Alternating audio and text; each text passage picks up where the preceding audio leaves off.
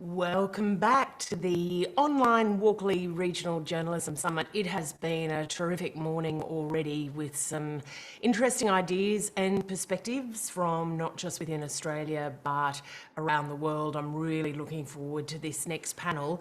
It's going to be moderated by Rhanna Collins, who is a proud Palawa woman and the head of Indigenous News and Current Affairs at NITV and SBS. Rhanna works across a slate of digital and on-air platforms, a producer, a journalist, very strong editorial, project management and strategic news background. Rhanna, it's over to you. Thanks so much, Lisa. I'd like to acknowledge country. I'd kick off by acknowledging country, the traditional owners from the country that I'm joining you from this afternoon, Bidjigal country in Tamarama in Sydney. And also I'd like to acknowledge any First Nations people on the call today and the traditional owners from all the places that you're joining us from. Today we are, of course, exploring how regional journalism supports local communities. And joining me on the panel today is Gabrielle Chan, the Rural and Regional Editor of Guardian Australia. Gabby's been a journalist for more than 30 years, working across News Limited, the ABC and Guardian Australia. She has covered politics for both The Australian and The Guardian, and her essays have been published in Me Engine and The Griffith Review. Her book, Rusted Off Why Country Australia is Fed Up, was shortlisted for both the 2019 Prime Minister's Literary Awards and the 2019 Walkley Book Award. Gabby has recently released a new book, Why You Should Give a F About Farming. Welcome, Gabby. We've also got Fiona Ferguson joining us today. Fiona is editor of the Northern Daily Leader. She's been with the Leader since 2016 and was previously a newsreader for Prime 7 in Tamworth. Rudi Maxwell, welcome, Rudi. Rudi is the editor of the Koori Mail, Australia's only 100% Aboriginal-owned independent national newspaper, based, of course, in Lismore on Bundjalung country. She has worked for the Northern Rivers Echo, the Northern Star, the Canberra Times and AAP. And last but not least, Donna Page is joining us today. Donna, of course, is an investigative reporter for the Newcastle Herald, where she has previously worked as Chief of Staff and Day Editor. She has worked for the South China Morning Post and Portuguese news agency Lusa, covering news and business. She has spent several years as an investigative reporter for a Chinese English current affairs magazine. And Donna has won Walkley Awards for coverage of community and regional affairs in 2016, 19, 2020, and was a finalist in 2013. She currently teaches journalism at the University of Newcastle, and that has been happening since 2016. Welcome to the panel. Really excited to be having this conversation today. Let's begin by describing the communities that we serve. Gabby, can I go to you first? Sure. Well, for Guardian Australia, I serve basically the whole country, and hopefully we send some stories into the international arena as well. This project, the Rural Network, has only just started in August last year on a contributor-based model. So in some ways, we're reinventing the wheel as we go in a very disrupted media landscape. But I guess over the years, I've developed contacts, particularly in writing the books and living in rural Australia for the last 25 years. And so it's a challenging balance between representing the local, representing the community, but reflecting nationally. So I would see our coverage as not obviously being able to cover every single story for every single community, but picking themes and having those local communities feed their stories into those themes so that the readers get a better understanding. Yeah, not a dissimilar challenge that we face at NITV. And Rudi, I imagine, based in Lismore but serving a national audience, did you want to talk about the community that you serve at the Koori Mail? Sure, absolutely. And I also would like to acknowledge the traditional owners of the land on which I join you from today, which is Widjabul Waiable country of the Bundjalung Nation. So yeah, similar to NITV and to Guardian Australia, we are a national newspaper, but we purely report on Aboriginal and Torres Strait Islander news. So we do have correspondents in each state and territory. And we, similar to what Gabby was just saying, we do source news from different areas with a view to often covering issues that are common amongst those areas.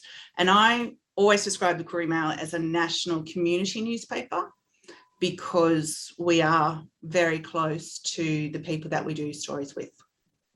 Yes, we're all so close to the stories that we're telling, aren't we? Donna, I might go to you next.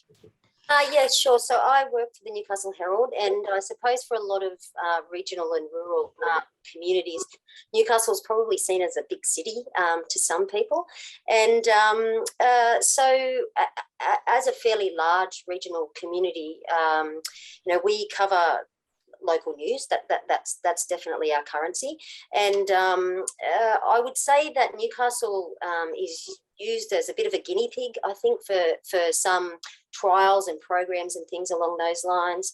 It's a very large area. If you're looking at Newcastle and the Hunter region, we have, pockets of social disadvantage, and I would say that this region is always changing and evolving. Like one thing that we're facing at the moment is, Newcastle's the largest coal export in the world, and we have thousands of people that work in coal mines in this region, and their transition with what's going on with coal and its future and all of that kind of stuff, huge issue for our region. And evolving all the time. Yeah.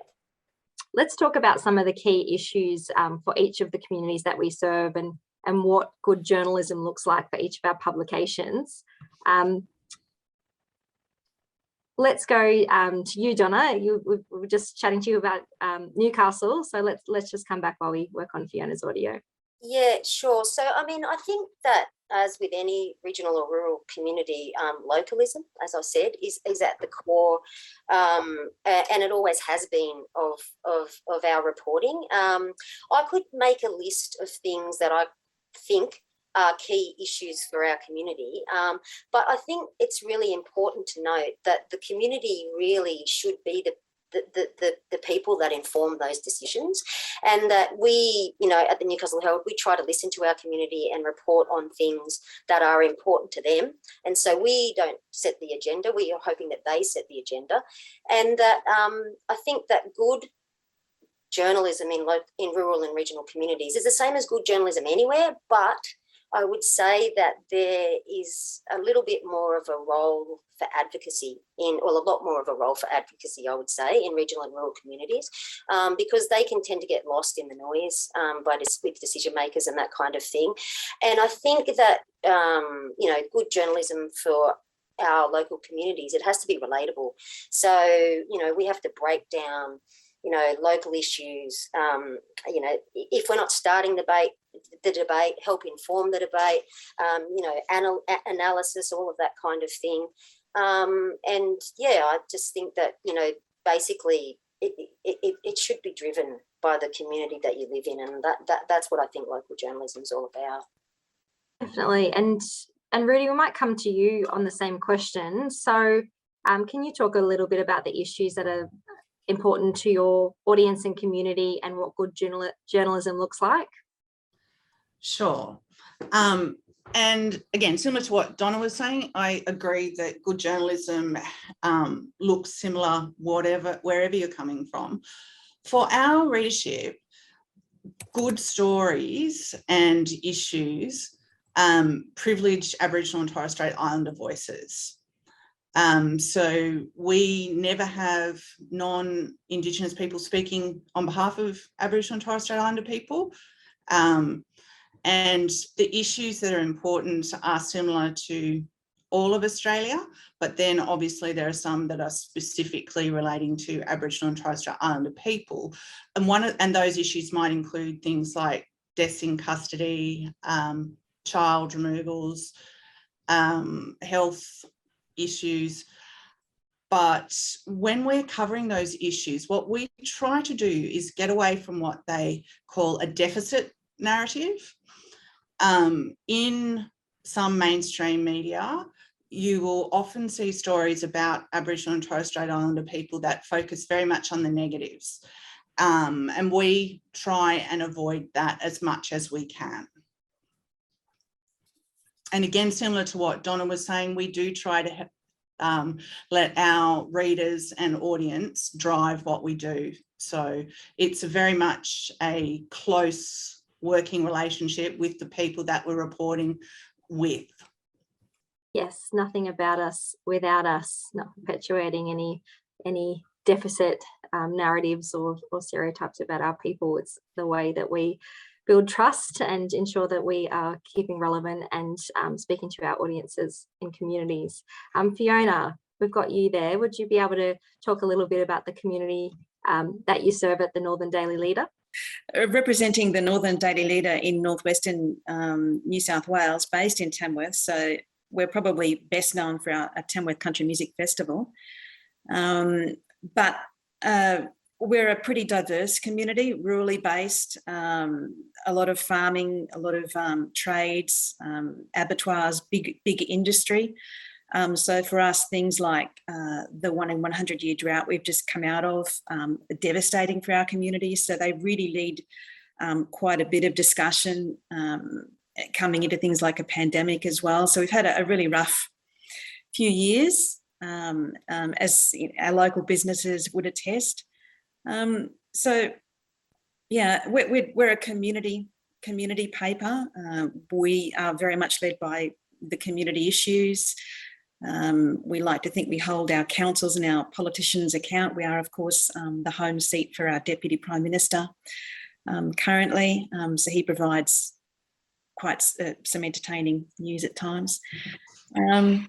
Yeah, so we're very campaign focused with issues based around water, industry, community.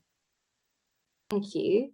And I mean, you've touched on it there, but regional journalism, does provide advocacy for our communities at sort of all levels across the country, regional, rural and remote communities particularly. Do you have any examples of how your work has impacted the audiences that you serve, whether that's sort of pushing things forward or any other specific examples? We might go to you first, Donna. Yeah, sure. I mean, I can think of lots of different examples from, Joanne McCarthy's work that sparked the Royal Commission into institutional abuse. But I'll give you an example of a more local issue, because that had massive impact Australia wide. But the Newcastle Herald, I think we have blowing our own trumpet here, but I think we have a really good track record of community public service journalism, and so picking advocacy projects and following them through. And so generally they're written by everybody in the newsroom, whoever is around. Someone might be leading them, but we're working on one major one at the moment. But there's a beach here in a community in Newcastle, and it is absolutely been destroyed by erosion that is caused by the port, which makes so much money every year. It's ridiculous.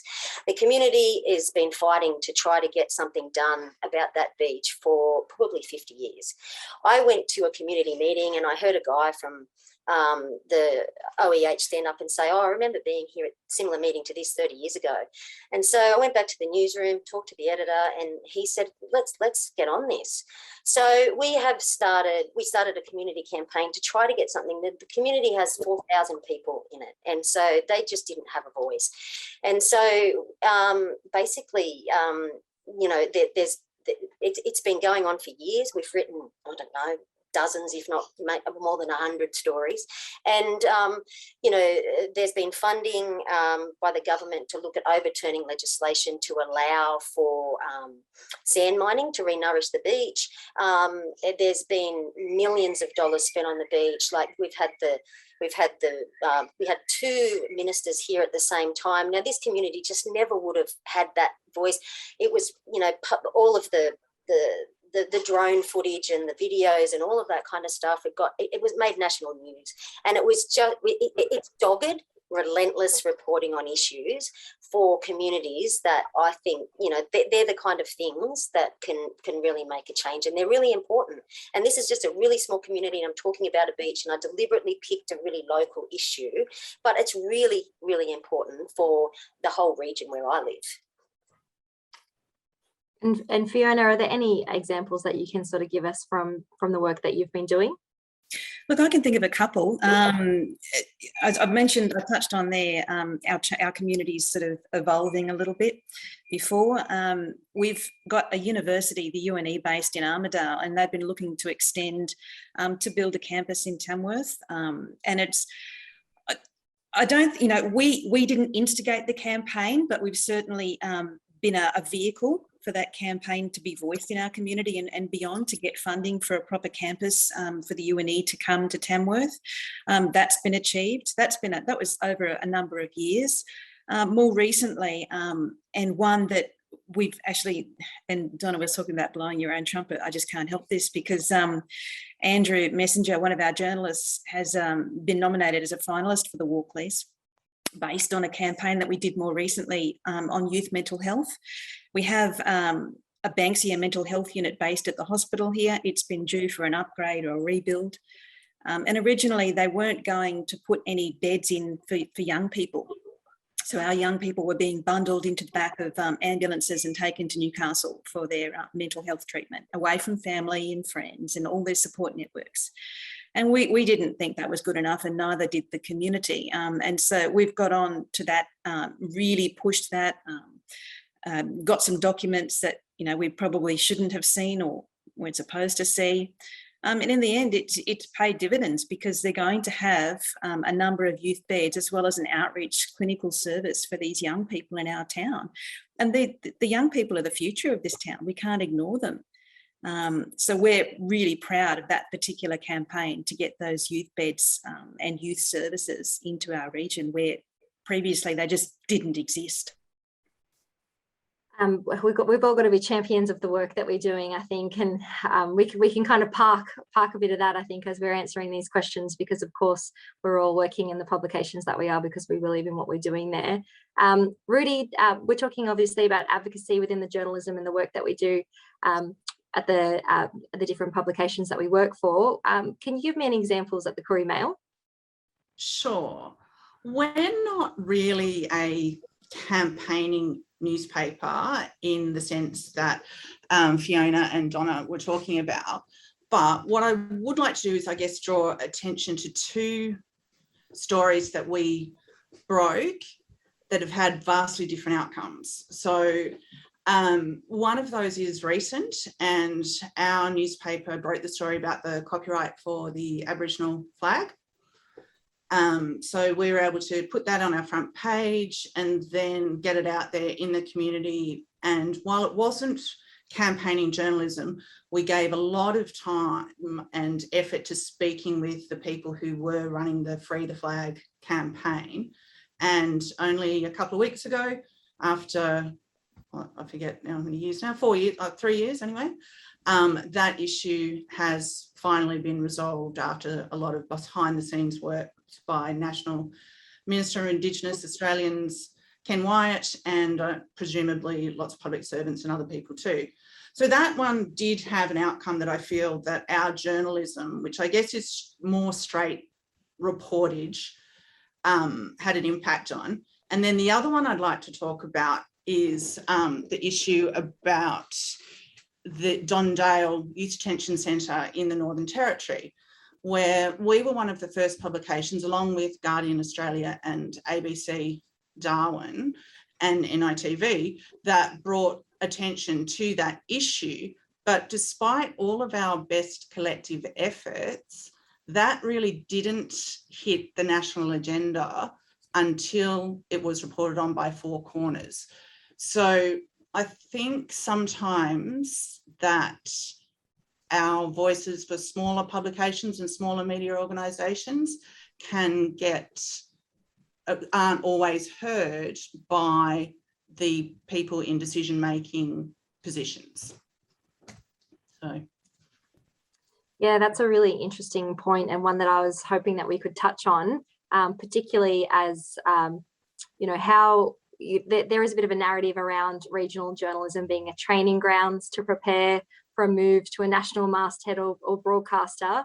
But what we're talking about here is how important regional journalism is for the communities that we serve. How do we combat that? How do we combat that moving on to bigger, better, when what we do is so obviously important to the communities that we serve?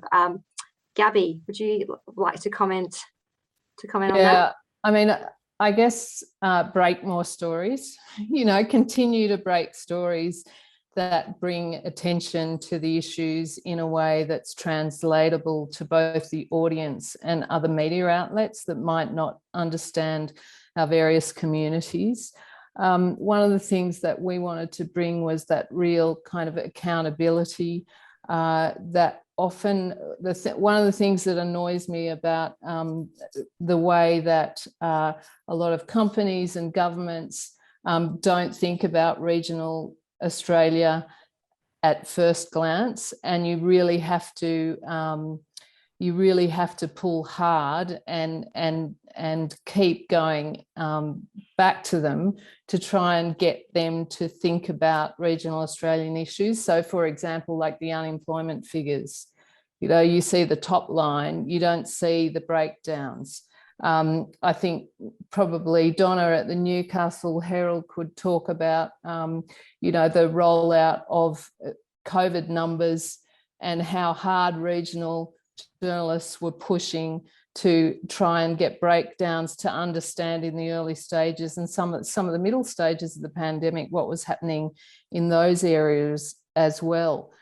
So that accountability piece, the translation piece for people who may not understand some of the issues in regional Australia, and the reflective piece, that often these issues that we're facing, our communities are facing, are reflective of wider issues that may not be considered. So I think finding a way to make people interested in what you're writing about that may be sitting in the middle of a city is just as important as telling the stories of local communities too, because, Australia as a whole can move the issues, whereas sometimes we're considered, oh, well, it's just a smaller part of the population, so it's not really a big deal.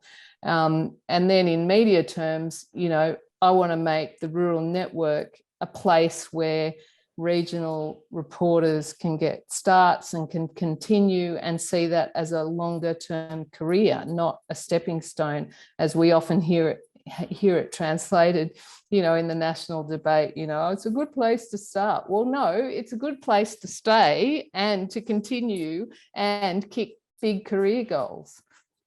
Can I interject and just say, I think as an industry too, we've got to take some responsibility for that, because for so long we've actually just said, oh yeah, well, you're only here for a couple of years and then you'll move on to the big smoke and the big city. We've got to make ourselves employers of choice, and companies have to make those changes. And I think we're starting to see a little bit of that now. With the training, it's a great first step, the government's new package, it's a great first step, but there's a long way to go. We need to better train our people while we've got them and make them want to stay. And so some of that responsibility falls on our own back, I think. That's a really good point. Donna, did you want to add to this? Yeah, look, I agree with what Fiona said, career progression, things, like being well paid and that kind of thing in regional and rural communities, they matter. Those types of things matter. So I think that, companies, have a role there in terms of providing ongoing training and all of that kind of stuff. But the one thing that I would say is that thinking of regional and rural journalists that all want to move to a city, I think it's a bit of a misnomer from people that don't live in regional and rural communities, because the thing is there are plenty of career regional journalists and rural journalists, as you said, many working for the ABC, and once again, I'll refer back to Joanne McCarthy, a career regional journalist who won the Gold Walkley Award, and her reporting spanned a decade, hundreds of stories. And so if she wasn't in a regional or a rural community, she wouldn't have been able to do that.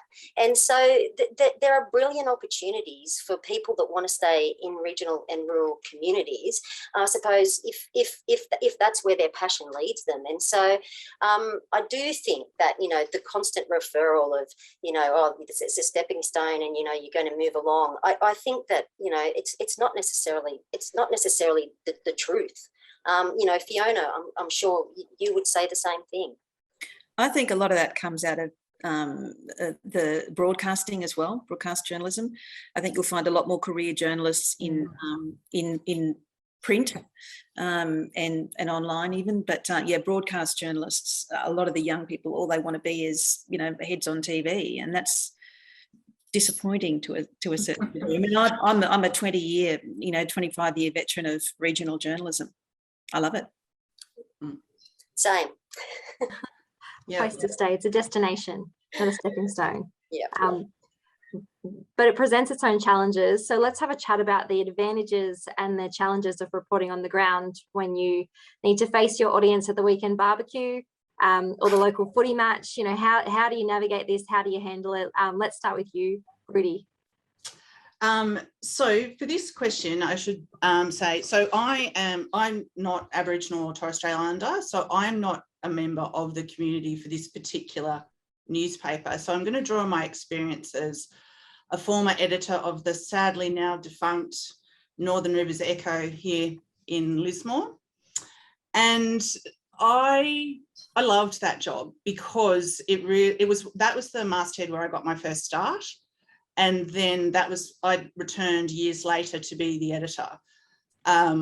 So I used to find even going to the supermarket meant that people would come up and give you their opinions, which is really great. And mostly people are really polite and want to have a yarn about something you've written, or, you know, even if they want to let you know that they disagree with something, it's actually a really nice interaction. And it really made me feel, even more than I'd ever been before, connected to my community, because people knew who I was and they were kind and generous enough to take the time to come and talk to me. So I did love that feedback part about it. It also taught me a great deal about responsibility in what we write. I've carried this moment with me for a number of years where up here, about, I guess, 15 years ago, there was a terrible car accident where 5 young men were in one car and racing, and they had a serious accident and 4 of them were killed, but the driver survived. And, you know, it's a tragedy all around. And I wrote an editorial about exactly that, how it was a tragedy all around, but that the young driver had made a tragic, awful decision that he would have to live for the rest of his life, but that he deserved our compassion rather than our censure. And his dad wrote to me and said, "Thank you. It's very nice to have that published, acknowledged publicly." And I've always carried that with me as an idea in the back of my head that what I'm reporting on is real people. It's not an abstract idea. It's people who have family members, and that it matters how we present what we do, and it matters the choices we make every day in our newsrooms. Yeah, so important, that sense of responsibility and accountability to our communities. Donna, I'd love to hear from you about this question. Yeah, I think that, you know, if you're fair, you're balanced, goes back to those key things, you know, that we subscribe to in the Code of Ethics. If you're fair, balanced, and you're humble when you make a mistake, and you admit it, you correct it, I think that can help. You know, it helps you to build relationships with people where they can look at you as being somebody that can be, you know, trustworthy or trusted, that kind of thing. And I also think that I always say this to my students at the university, that and I have fallen into this before, and so that's why I tell them, that you always should be really upfront and honest with people, so that there's no surprises when they open the paper the next day, or there's no surprises when they, look at the story online. If you've been honest and upfront, then when you have to call them the next day, or when you run into them at the shops or whatever, then they're going to hopefully think that the exchange or whatever, it's genuine, and that there's no trickery involved, that you haven't done, something that was underhanded. So I think. And the other thing I think about the proximity, and this is, I try to, and similar to what Rudi said, I try to look at it as a positive, because if you run into somebody at the shops, or you run into them at the netball courts or whatever, and they come up and they want to talk to you, well, my feeling is that you should listen, and that, that hope, and so many great stories come from those environments, because you're not on they're not on their normal guard, things are more relaxed. And the other thing is too, and if someone wants to give you a spray, then as long as it's within reason, listen, accept it. And the thing is, you're going to end up with better understanding, hopefully, between the two of you. And that has to be a positive thing for your journalism, and it has to be a positive thing for them. So, every now and again, you just got to cop it. But I do think that the proximity thing, it should, for me, I see it as an advantage rather than a disadvantage, for sure. You need to take advantage of it. Yeah. And Gabby, yeah, Regional Reporting Network, I'd be really interested to know how you navigate this. Yeah, well, this is a big one. And in fact, my first book, Rusted Off, was really a look at my local community and the distance between a small town of 2,000 and the Australian Parliament. So that was a long-form journalism exercise where I really had to go to the supermarket and talk to the same people that I had interviewed on politics, with often diametrically opposed views to mine. And could I get through that whole project with remaining friends and being able to see them? And that was a really interesting exercise for me. I mean, I just make the point that the worst things that have been said to me as a journalist have been on social media, not in my local community.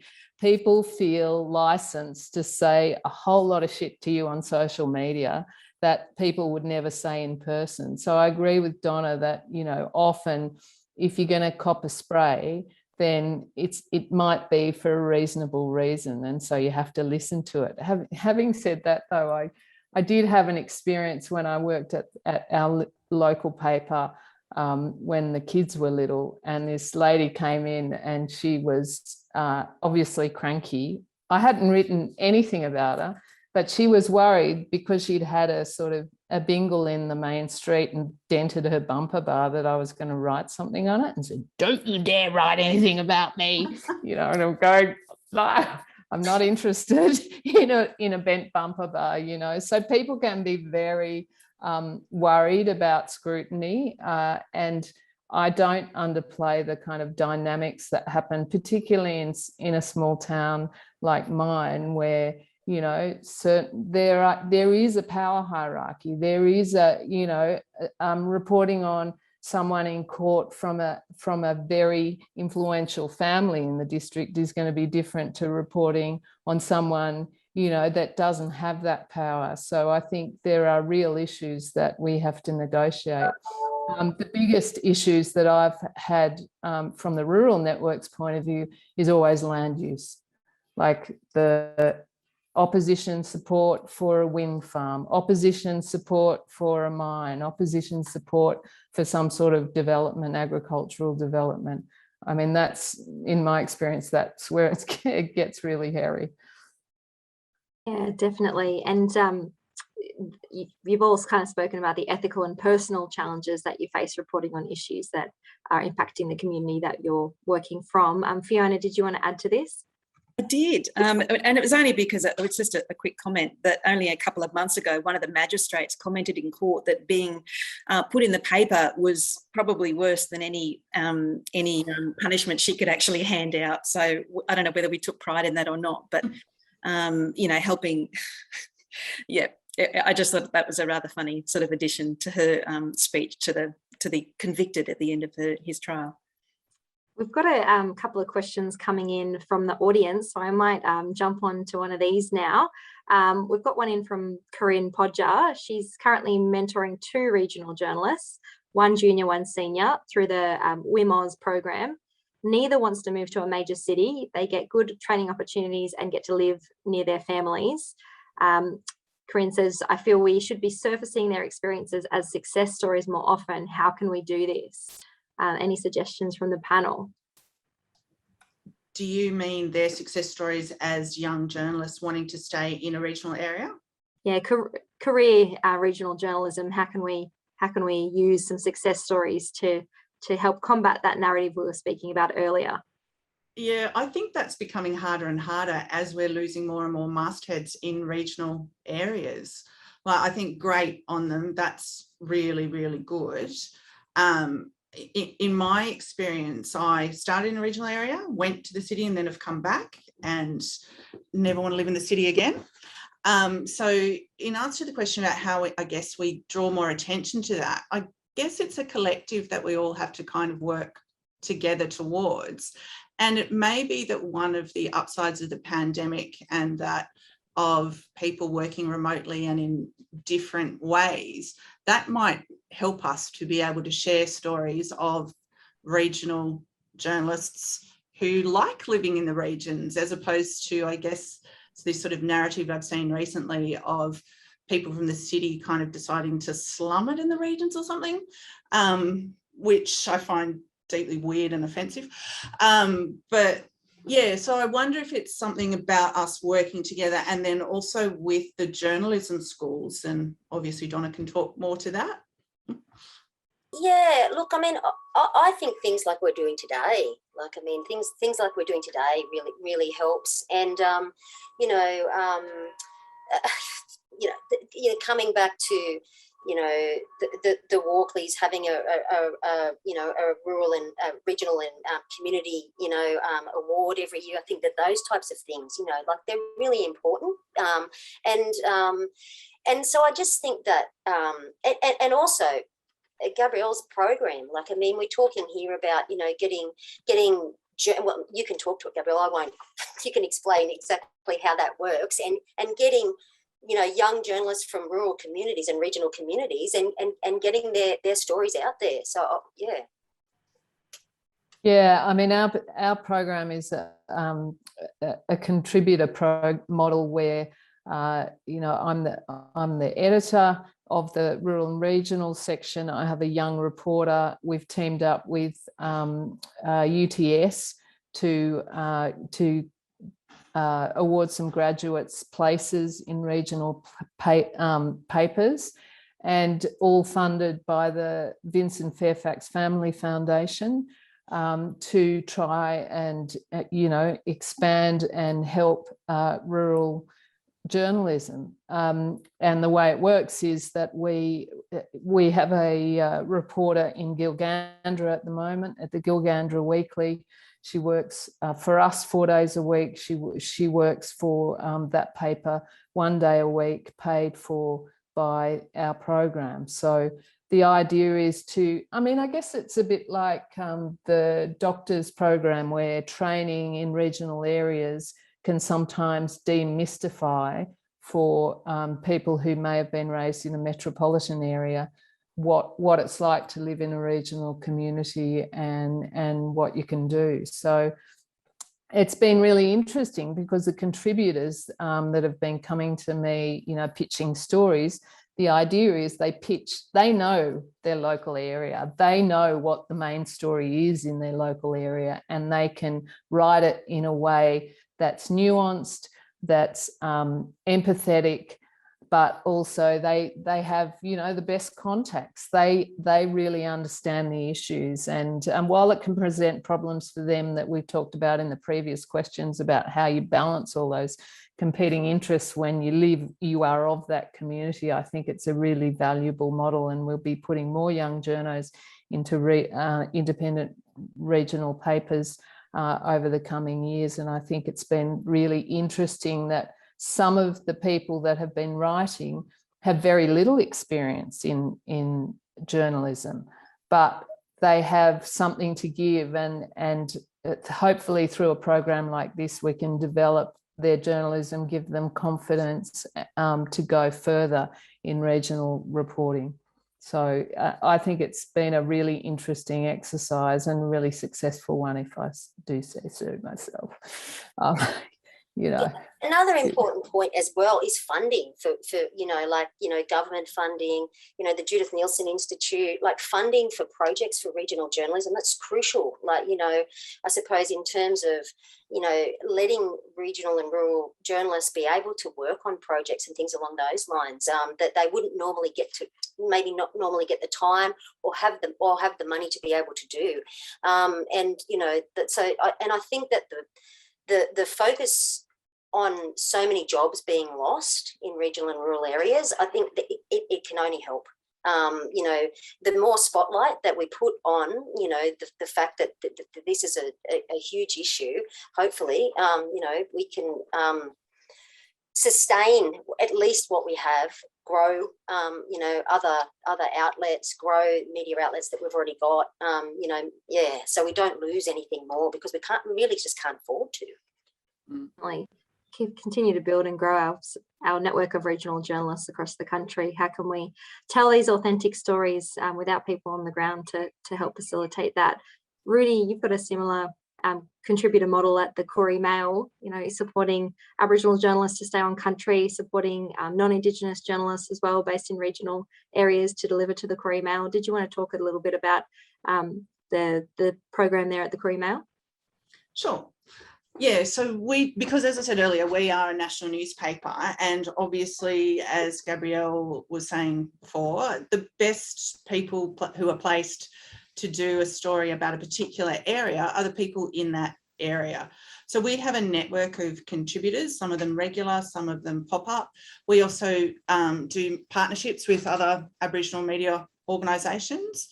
So if we were after a particular story in, say, Roebourne, we would talk to NITV Media, who are the Aboriginal community broadcaster up in that part of Western Australia. So where we can, we do try to get people to talk to people on the ground. Obviously, that's not always possible. So I do have a very hardworking small team of reporters based here in Lismore, and we do some a lot of phone work with our contacts. But yeah, where we can, we absolutely take content from people who, again, as we've been talking about all day, actually know what's going on where they are, because it is about, I guess, all those themes that we've been talking about, the being close to your audience and your readers, that matters for authenticity and for getting the real story.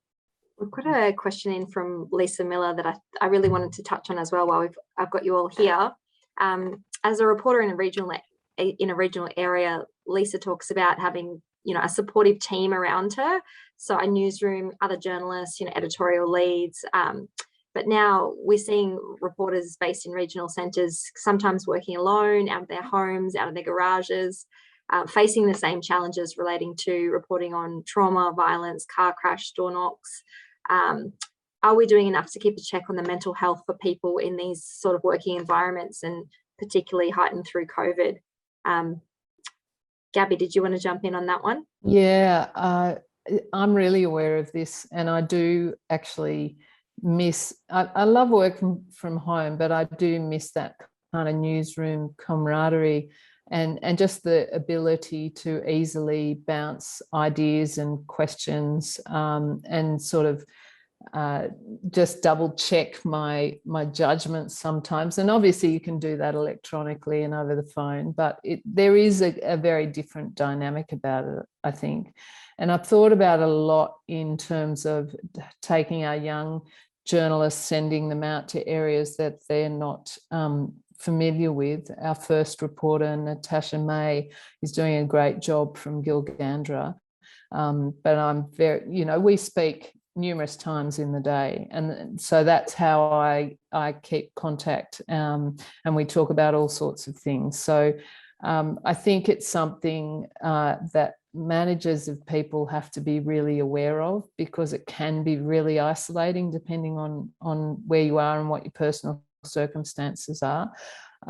And I actually joked with someone the other day who's not working in journalism but another profession. The idea, you know, we're seeing this sort of growth of the co-working space, and I do have a space I can go to town, and they're not journalists but they work in other areas. It's a bit tricky when you're on the phone and interviewing people and other people are hearing your conversations. But I was joking, you know, maybe once for a week, a month, we could, you know, go somewhere satellite, all get together and get that sort of camaraderie some other way. There must be a different way to do that. And the other thing I do is go to the office every so often in Sydney, just to, you know, touch base, just really to get an idea of how that office dynamic is working and remind everyone, you know, what I look like, because otherwise, you know, you don't see people from week to week. Yeah, Donna, did you want to jump in about that, keeping mentally strong and facing those challenging stories, and what kind of processes or strategies in place to get through that? Yeah, look, I mean, I think, you know, one of the things that ACM, which owns the Newcastle Herald, instituted in the last 12 months was a ACM-wide mentoring program. And so basically, you know, junior reporters were, even if they were, you know, might be working alone or something, they were teamed up with somebody else. And so the idea behind that program is not only for sharing of, you know, skills and you know, being able to assist, you know, somebody younger in terms of, you know, their reporting and that kind of thing, but it's also to check in and make, you know, make sure, I suppose, that they're okay and how things are going. And if they might face something that's, you know, like extremely challenging or something, then they can talk about it and they can get some advice and that kind of thing. But you know, Newcastle, compared to a lot of other regional and rural media outlets, we have a fairly large newsroom, but I will even say, and it's not large compared to what it used to be, but I would even say that, you know, like we do a morning news conference, and there's no doubting, and the editor has definitely raised this with us, that, you know, the idea sharing and the bouncing off and it, you know, stories evolve. And so if you've got somebody in the room that might know something about it or whatever, that, you know, you can really benefit, the stories can really benefit, and that newsroom camaraderie definitely works. But if somebody that is working on their own, yeah, they really do need someone that they can check in with. Fiona might be able to address that a little bit better than what I can, for sure. I was just going to mention the mentoring program, but also going to we are a fairly young newsroom, the switching in and out of old staff and new staff coming in. So we are a very young newsroom. And I find that the younger journalists need that feedback, despite their proliferation on social media. They actually really like the face-to-face contact. And we've had a couple of new starters who've come in while we've been working from home, and that's been challenging for them and for us. I know we have a morning meeting where we do, you know, the bouncing of ideas. We talk, often they'll go for an hour. And then we check in again of an afternoon, sort of mid-afternoon. How are you going? What are your stories turning into? You know, how are you feeling about it? All that. So it really is a matter of that toing and froing and checking in and just making sure you are getting in touch with people. I know our newsroom, though, is really looking forward to getting back into the office, even if it is for a limited sort of a couple of days a week, just to have that real personal. I mean, journalists are very, you know, face-to-face personal people. They love to have a chat, whether it's to the talent or to each other. So yeah, that has been really challenging in this time particularly. Sorry, Gabby, you want to jump in? Yeah, I would just say that there's a question in there about, you know, do you do risk assessments before you send young reporters out on assignment? Absolutely, we check out where we're going to be sending reporters for longer term assignments like that. You know, I went up to Gilgandra I think we're all very aware of that. We also do extra training, all sorts of training courses for journalists, fire training, hazard training, data, also relating to a range of things that journalists face. So I think all of those things are really important. And I've got to say, when I started in journalism in 1984, there wasn't much of that. In fact, there wasn't any of that, I don't think. So things have really changed. And I think editors and commissioning editors have become much more aware of that sort of stuff. Yeah, and we've got some pretty incredible resources that can support, as we've got a couple of comments coming in, the Rory Peck, the INCI, DART, of course, and the processes and strategies that we have to build resilience within our journalists cohort as well. So we've got a lot of tools at our disposal that we can sort of share as well more widely at the end of this session. We're quickly running out of time, but I wanted to touch on, in regional centres, where do you find, what are your best sources for original reporting? Would love to hear from each of you on what are your go-tos for original stories. Donna, you look ready to jump in. Well, I'm pretty old school, I have to admit straight off the bat. So I don't have a personal Facebook account. And so social media, I understand, is a huge, can be a huge source for stories for journalists and that kind of thing. And I do use it to check some things every now and again and that kind of thing. But people, I could give you a million different examples. I catch a ferry to work. Every single person that works on that boat has got my mobile number. We work in the largest coal port in the world. Something happens on that port, they ring me. So people that, that are in the community, listening to people. And I just think that that's really crucial. Like, as we said, if good, authentic local reporting is about building those relationships of trust. And I could bang on and on and on and on and on about it, but don't sit at your desk. If you can report a council meeting online really easy, but you're not going to get a story that somebody else is not going to get. You're not going to get an original story from that. So, and I understand time constraints, and there's no doubting that, but you really need at times to get out from behind your desk and get out and go and meet people and introduce yourself, listen to the, wide network of friends, like from doctors to nurses to truck drivers, and, ask them about their grievances, about their work, their concerns, and just constantly be on the lookout for stories wherever you are. Like, you don't have to make a pest of yourself about it. Maybe some people would say that I do at times, but just constantly be looking. There's stories everywhere. And the thing is, they come from people. And so building relationships with people, for me, that's where they come from, original reporting ideas. For sure. Rudi? Yeah, look, 100%. Everything that Donna's said and that everybody said during the course of this webinar, I'd agree with. But it is about building those trust relationships over time. So similar to what Donna was just saying, we get people contacting us, and because we've built up a reputation as a fair and reasonable reporting organisation, then people trust us, and so they do come to us with their good stories. And sometimes these can be really difficult topics to speak about. And so we take them very seriously, and we're very careful in what we do to make sure that we maintain that trust with the people that we do stories with. And I always say with rather than on, because for me, it's that two-way relationship, so that it goes back to what all the other panelists were saying today too, so that you can look your community in the eye and say, yes, we did a fair job. We did the best that we could in the time that we have. Fiona? The supermarket. I refuse to get home delivery because I just love to stroll around the supermarket. And there wouldn't be a time when I wouldn't go shopping and just don't get pulled up by people. And that's something that I say to the young journos too. Go out and talk to these people, because you'll go out and do the story that you have, the intention of going out to do, but you'll come back with 5 more just through a simple conversation. And people feel more relaxed when they're talking to you face to face. Over the phone is very impersonal sometimes. So, yeah. Very true. And Gabby?